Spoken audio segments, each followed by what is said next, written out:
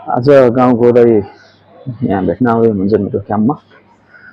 दाइसँग भेट्नको लागि म जाँदैछु, दाइलाई रिसिभ गर्नको लागि गेटसम्म।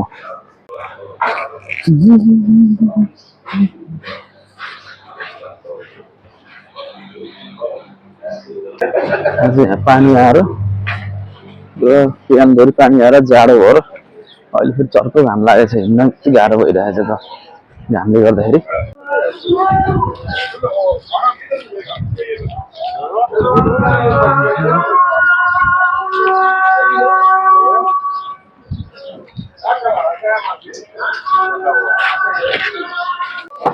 यो चाहिँ मेरो साथी युगान्डाको, हामीसँग एउटै कम्पनीमा काम गर्छौँ।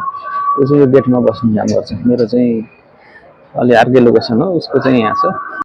गोर्दै चाहिँ आइसक्नु भएछ ल, बाहिर चस्मा लाएर आए जस्तो लाग्यो आज चाहिँ।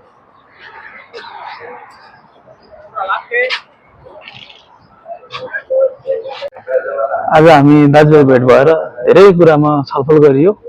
राजनीतिक परिस्थितिहरूदेखि लिएर सबै कुराहरूमा छलफल गरियो।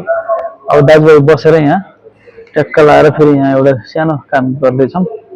अब हेरौँ यो काम कस्तो हुन्छ होइन, यसको पनि जानकारी गराइराखौँला तपाईँहरूलाई।